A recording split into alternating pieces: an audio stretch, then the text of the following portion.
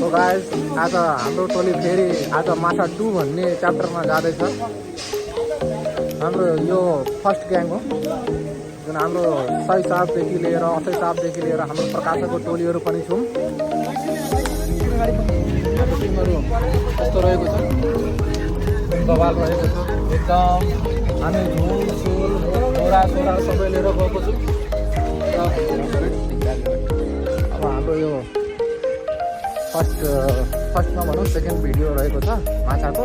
तपाईँहरूलाई यो बाटो फर्स्ट भिडियोमा देखाइसकेको छु होला। अब सेकेन्ड भिडियोमा हाम्रो फेरि एकदम ह्याप्पी र खासदार तरिकाले आउनेवाला छ। फर्स्ट भिडियोमा हाम्रो पोखरी आएन, र पोखरीमा माछाले मलाई ठुङ्गो त्यो पनि भिडियो आयो। अब आजको माछा मराई हाम्रो भयङ्कर हुनेवाला छ।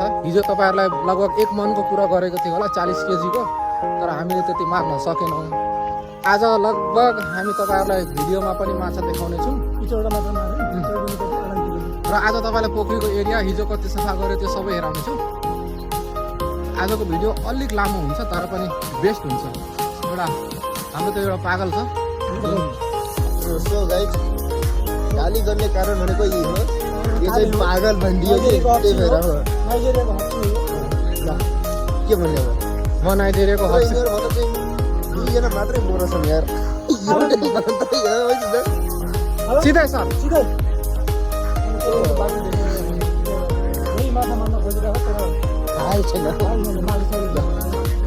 अहिले सानो ब्लग भयो, मेरो ब्लग भइसकेको छ। लगभग यहीँ अब 10 मिनट लाग्छ होला।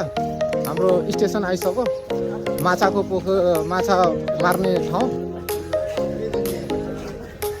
र लगभग अब तपाईँहरूलाई म अब पोखरी पनि देखाउने छु। हाम्रो यो पुरा टिमहरू छ। हजुर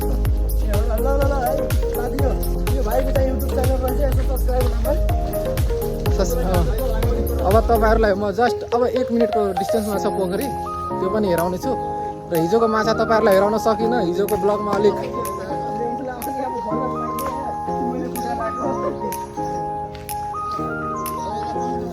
ल साथी हो। अब हाम्रो पोखरी आइसक्यो,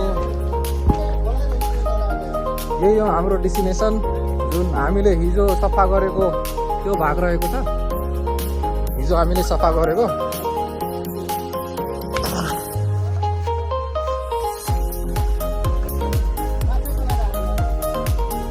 हिजो हामीले सफा गरेको यही भाग रहेको छ।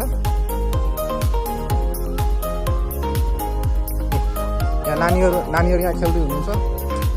र तपाईँहरूलाई अब भर्सक यो पुरा एरिया क्लियर छ नि, यो क्लियर भएको बेलामा तपाईँहरूलाई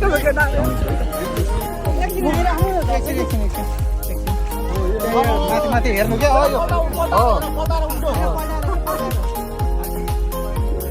अहिले ठुलो माछा समातो केटाहरूले। यसरी हो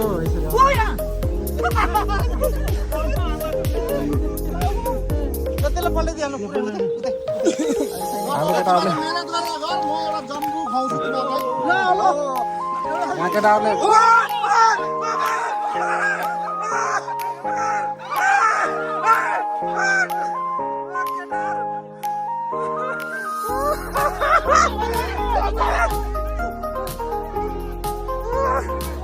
समातो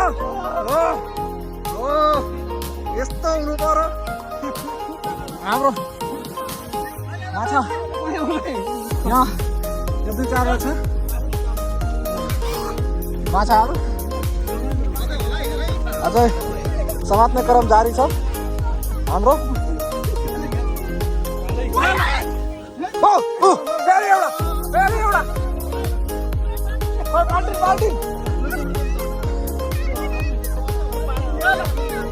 हो फेरि एउटा समातो। खाली अन्डा बमहरू छ, खाली अन्डा बमहरू छ।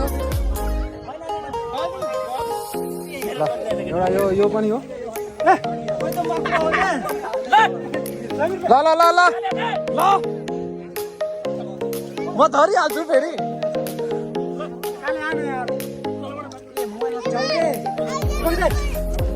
अहिले माछा समात्छ क्या, मलाई धेरै रमाइलो लाग्छ।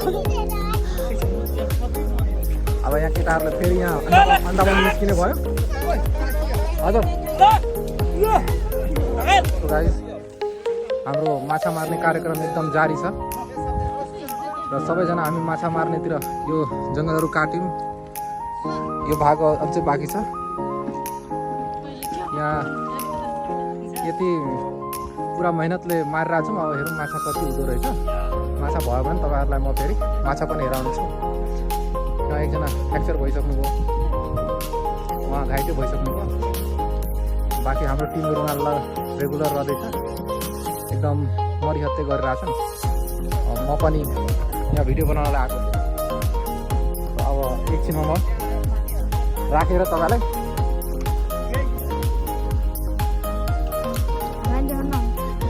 यत्रो माछाहरू छ, यत्रो माछा भयो।